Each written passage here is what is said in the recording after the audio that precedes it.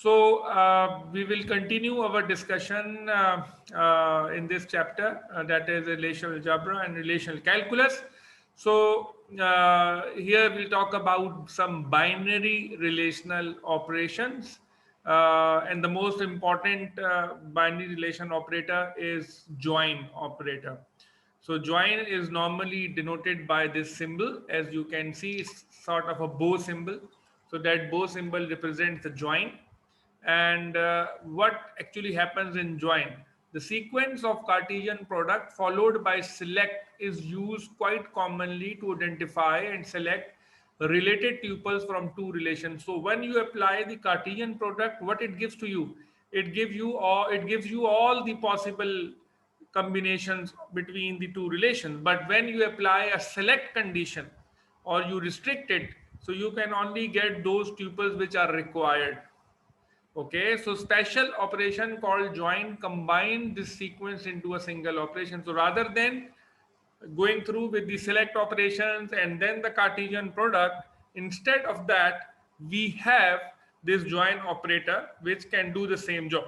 The operation is very important for any relational database with more than a single relation, because we are dealing with multiple relations. Whenever we talk about a database, we talk about various relations. So we have various relationships among those relations, and we want to retrieve information based on sometimes two tables or relations, or sometimes even more than two relations. So whenever there are two relations involved, you must have a join operator. So without having a join, you cannot retrieve that particular information. So the journal form of join operation on two relations, let's suppose one is called R and the second is called S. Let's assume that in R we have the attributes A1, A2, dot, dot, dot, AN. And in the relation S, we have the attributes B1, B2, dot, dot, dot, BM. So it means if these two relations can be, you can say, can be joined, and you can see R, bow, and then we have the join condition. So whenever we have a join, we must have a join condition as well.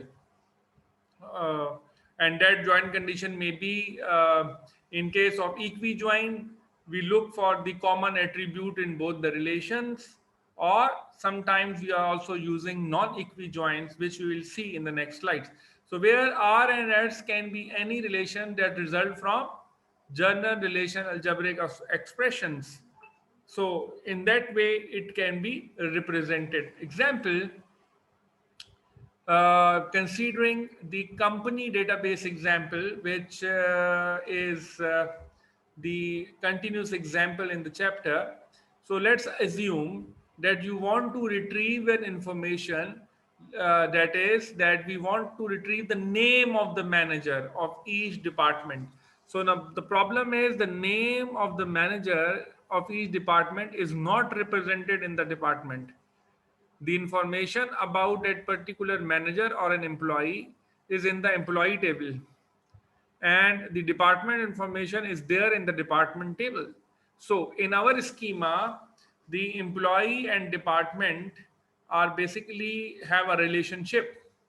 So we can now we can write an algebraic expression such that we can retrieve such an information, and where there is an attribute that is called SSN. So the SSN is also there in the employee, and MGRSSN is also there in the employee as well, and in the department as well, because these two relations are actually have a relationship.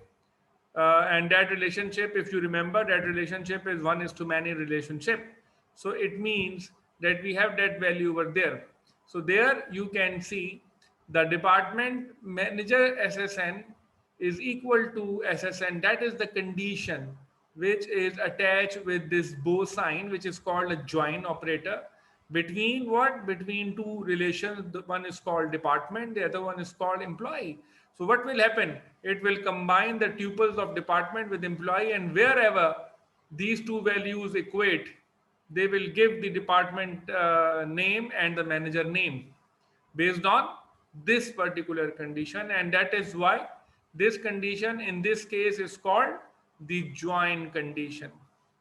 So that combines each department record with the employee who manages the department.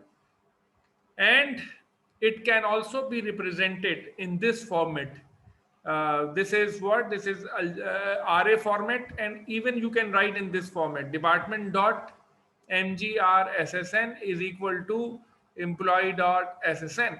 And if you even think that you are confused, you can just take these two relations and you can do it manually, and then you can understand. Take one tuple from the department and then try to equate it with all the tuples of the employee. You will find out how it is happening, where these two values are equal, and wherever these two values are equal, only there we can have the name of the department and the name of the manager. So here you can see a table where we have the department name. You can see here the department names, number, manager SSN, and the other details as well. So here you can see the some properties of join, as we have also discussed the properties of select, properties of project, properties of union, intersection, so on and so forth. So here we are also it is also important to know what are the properties of a join. Consider the following join operation: R and S. You can see here again that R dot AI, whatever the attribute AI is equal to S dot BJ. So result is what? Is also a relation. So whenever, remember one thing, that whenever we use a relational algebraic operator between the relations, the resultant is always a relation. Okay, but whenever you are taking a join operator, or you are applying the join operation, the resultant relation with degree n plus m attributes. So let's suppose here we have the degree n. What is the degree? Degree refers to number of attributes in a relation. So let's suppose there are n attributes in this relation and there are m attributes in this relation. So the resultant Q is, if you include all the attributes, then the resultant relation Q has n plus m attributes. The resulting relation state has one tuple for each combination of tuples, obviously. So whatever the resulting relation is, it definitely has one tuple for each combination of tuple, as I have discussed earlier on. Just pick the one tuple and relate it with all the tuples of the other relations. So, but only one of them may be satisfy the condition. What is the condition? That R dot AI is equal to S dot BJ. So only those tuples where we have that value of R dot AI is equal to S dot BJ is equal, only we can have the result of those tuples. So obviously all the tuples will not satisfy this condition. Hence, if R has n tuples and S has n tuples, then the join result will generally have less than nr into ns tuples. So it is quite obvious that whenever we have a resultant based on this condition, that always have less values compared to the number of tuples we have in a particular relation. So because we are only interested to know where the two values are equal. So obviously in a relation we have more tuples. So all tuples are not required. Only related tuples will appear in the result. So in that manner, only the related tuples will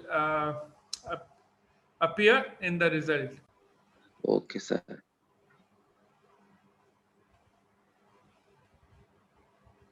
So we continue the properties of join. So it means if we can generalize the join operator, then it can be represented as theta join. We call it theta join. That is a relation R, that is a relation S, that is the join operator. And here you can write a theta. That theta actually represents the condition. That is why we call it join condition, and join condition is represented as theta. So theta can be any general Boolean expression on the attribute R and H. For example, you might say that R dot AI is less than S dot BJ. If it is true, then the result will be appear. Or it is, if it is, let's suppose if R dot AK is equal to S dot BI, or R dot AP is less than B dot BU. So wherever you have some sort of Boolean condition among the attributes of participating relation, you compare the value, that value is less than that value, or if that value is greater than that value. In those cases, we call it non-equijoin.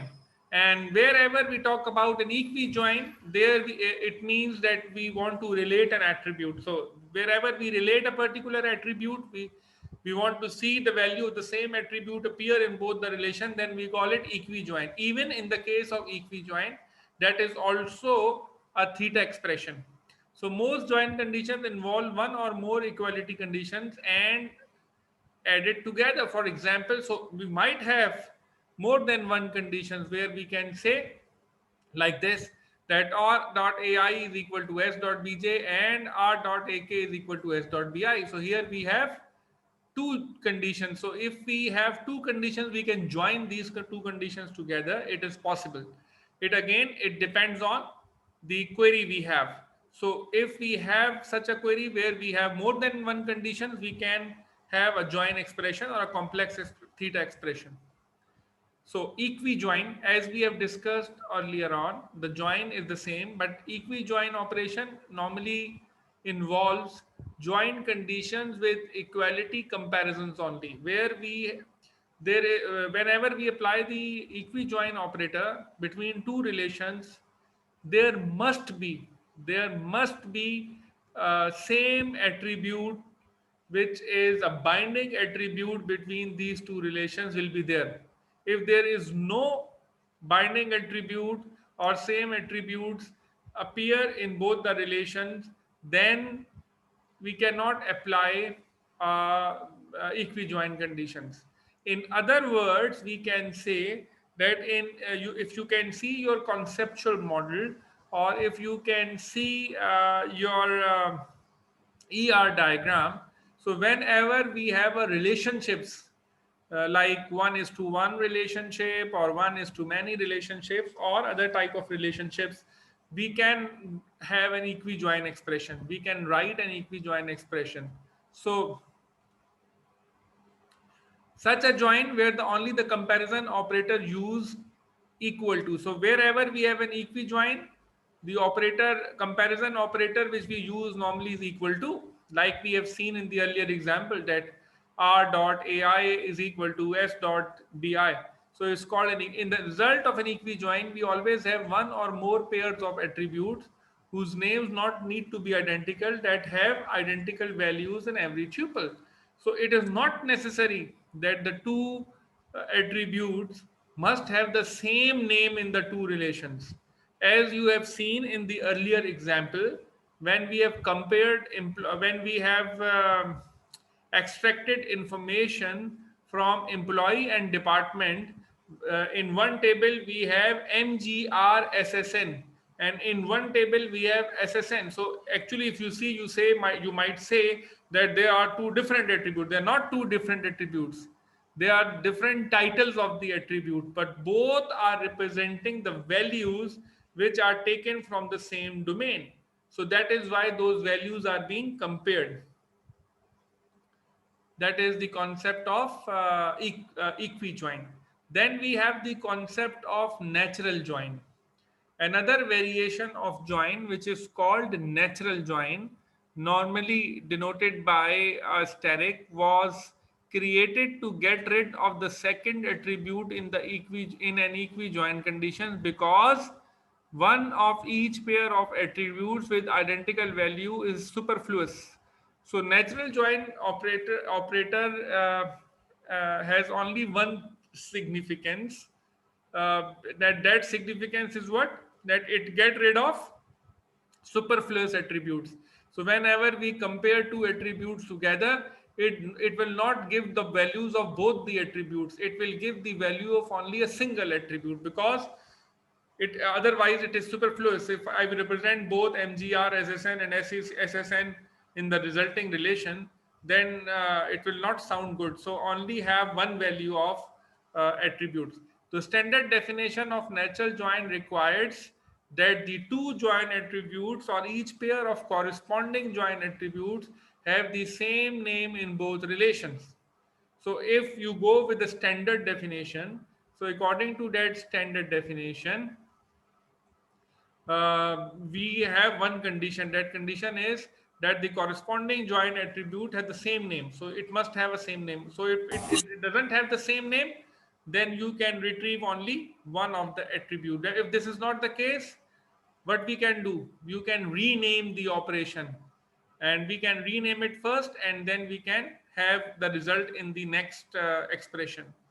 Recall the rename operator. What is a rename operator? Rename operator normally called a row operator, and that is used to represent information, that is used to represent the information or expression, complex expression, and it actually splits the expression so that we can easily understand what is the resultant of the first expression and how it can be used in the second until we receive we execute the last step. So that is about the natural join operation. So here you can see the example of a natural join. To apply a natural join on the D number attributes of department and department location, it is sufficient to write. So if again in the company schema, we have a department and we have a department locations as well. And there is an attribute that is called D number. So in the department locations, what we did, that department is static department location. The result of this will go into the department location. Only attribute with the same name is D number.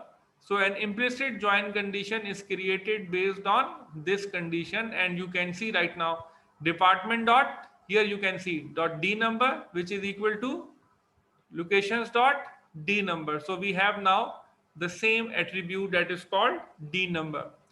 Another example you can see in the form of a relation Q and relation S. So sorry, in a relation R and a relation S.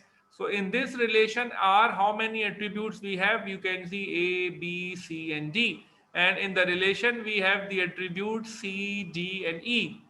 Okay, what we did, we have the static operator there, and the resultant will go into the queue, and that is called a rename. So that is actually a rename. The implicit join condition include each pair of attribute with the same name and together, where it means that R dot C is equal to S dot C and R dot D is equal to S dot D. Here it is equal to, this is wrongly represented over here. Actually, this is equal to. R dot D is equal to S dot D. So result keeps only one attribute of each such pair. So all the pairs, we have the values of A, B, C, and D, E will be represented. Not these values will be repeated here like R dot D, S dot D, or R dot C, S dot C. So it every value is recorded once. That is only the function of the natural join. Here you can see the examples of join project department, where we have a project and department. You can see project name, project number. So project number is not coming again. It is only comes once. Here in the B example, department locations, we have just seen this example in the previous slide. So here you can see the D number is represented only once. That is not represented more than once in the natural join operator.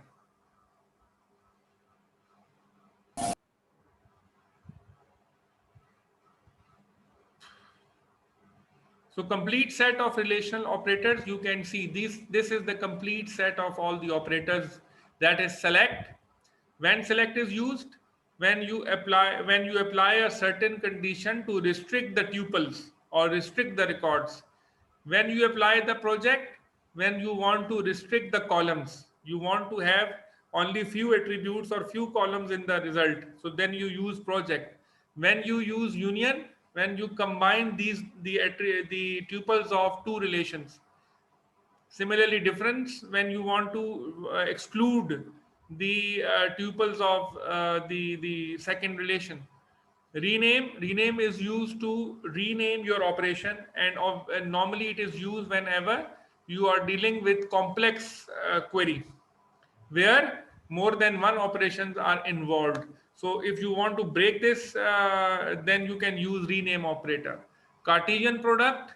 Cartesian product, as you know, it is a operator which is actually a set theoretic operator, and it gives you all possible combinations which exist, or pairs which exist among two relations. So here you can see that R intersection S is equal to, in other words, you can say R union S minus R minus S union S minus R. This is the representation, just a representation, and you can verify it. Similarly, R join condition S is equal to, in other words, you can say you apply the join condition first and then you apply the Cartesian product. The result will be same. Then we have the division operator. Division operator is also an operator which is actually came from set theoretic operations, and that is applied between two relations. So wherever we have the division operator, it means again it has to follow the union compatibility rule. So the result of division is a relation Ty. Let's suppose that is the result, that include the tuples T if tuples Tr appears in R with Try is equal to T, with T is equal to Trx. You will not be able to understand this by definition. It is easier to see with the example. Here you can see that is the example we have. So here you can see the division operator in the A dividing this by this fun.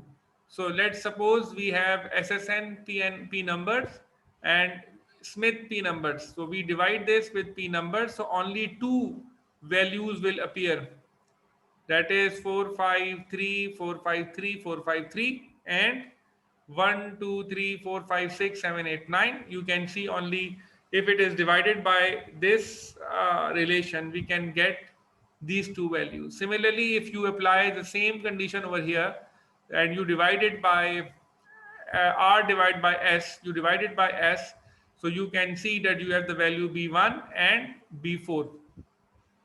So if you combine all these relations in one slide, you can see over here the on the left hand side you can see the operation. Now in between we have discussed earlier on the purpose, and on the right hand side you can see the notation, how you represent it or how you write the expression in RA. So here you can see between union, intersection, difference, Cartesian product and division, so on and so forth. So here I will conclude this session, and we resume the next session very shortly.